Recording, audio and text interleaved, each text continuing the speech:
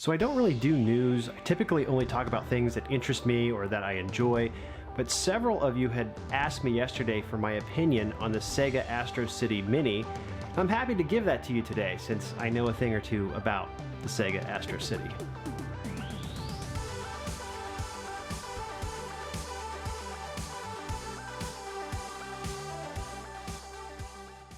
How do you like this background today? Not too terrible, right? It's actually a real picture of the header on my Astro City. Pretty proud of myself. It might be the most creative thing you see here today. Okay, the Astro City Mini. Well, I certainly didn't expect this from Sega, but I think it's a clever idea. To date, we've mostly been treated to mini or classic consoles, small models of consumer systems like Nintendo that then play games from that console's library. In other words, not necessarily arcade games. Now, SNK broke that trend by default almost, since the Neo Geo library is almost exclusively rooted in arcade titles. And rather than release a mini or classic modeled after the AES home console, SNK said, nah, we'll go ahead and release our mini as a nod to one of our Japanese arcade machines. Now, I still wish SNK would have issued a big red styled mini alongside their Japanese candy model, but I think I've beat that dead horse enough. Time to let that one go, I suppose. And now we have Sega saying, hey, some of the most innovative arcade titles of their time are released by us. Sure, there are ports of some of these games for home consoles, but wouldn't you rather play the actual arcade version? So Sega has wisely decided to issue an arcade mini of sorts. Now, here in the US, games like Virtua Fighter typically had their own cabinets with respective artwork. But in Japan, several arcade manufacturers issued these smaller non-dedicated machines, often referred to as candy cabinets. These machines are shorter, made to sit down at, they were compact and lightweight, and are moved relatively easily. The other added bonus here is that since they aren't typically dressed up in one game's artwork, it was easy for operators to swap new games in and out. This was usually just a board swap and the addition of a moves or instruction strip across the top of the panel. So to try and shorten this, one such candy cabinet model that was produced by Sega was the Astro City.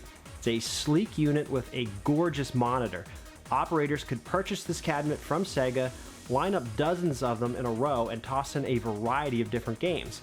These are typically JAMA wired, so almost any arcade board of the early and mid-90s era will easily plug and play. All this to say, it wouldn't have been uncommon to see almost anything running in a Sega Astro City, not simply Sega games. But it is a Sega manufactured cabinet, and Sega produced some of the greatest arcade titles of the 80s and 90s.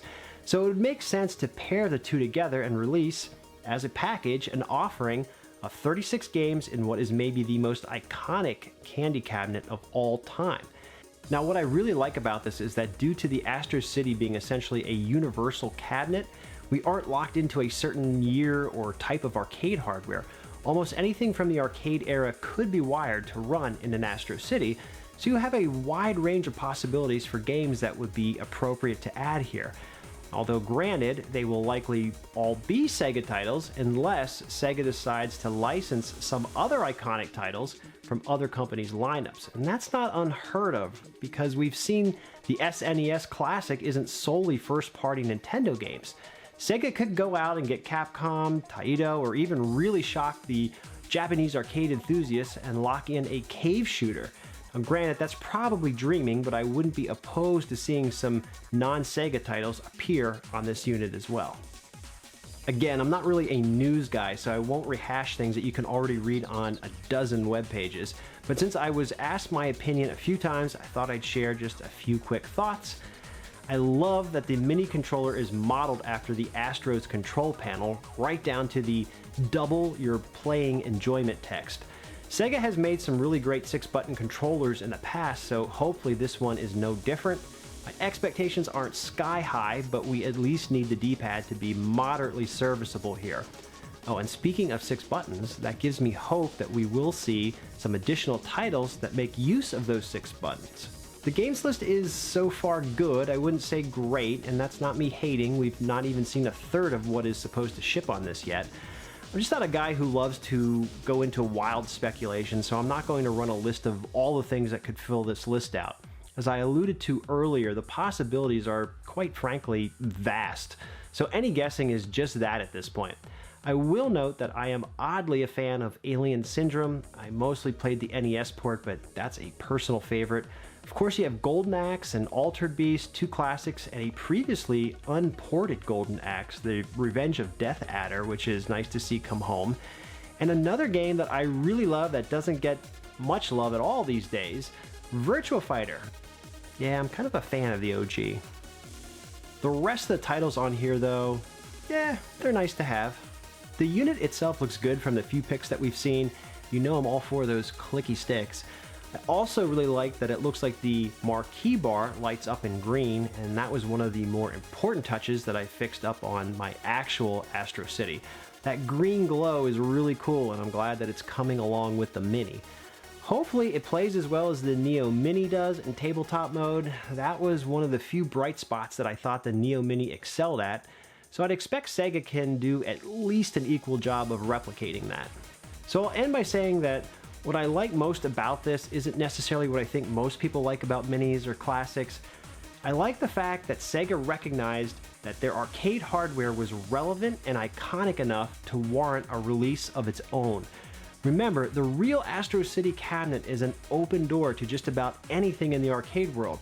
It's this kind of universal gateway to play whatever was popular at the time. It was about the machine itself and that giant monitor, Seimitsu or Sanwa buttons, things that American players are only somewhat recently in the past 15 years or so starting to pick up on. So yeah, this might be that rare console where what the unit itself represents is larger than the library that it supports. And that's both a powerful thing to think about from an arcade history standpoint, but also something that might be a little concerning for sales outside of Japan.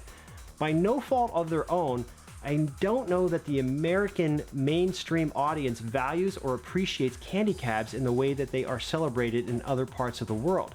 Just didn't have access to them. But that's exactly why I love this. It's self-recognition by Sega that they were once king of not only software, but also some of the most fantastic and versatile arcade machines ever produced. So with that said, I feel fortunate to have learned about the history of the machines.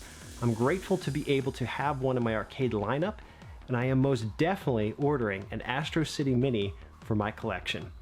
Thanks for listening to my thoughts today. Please add your own in the comments down below. I will catch you all next time. Later, guys.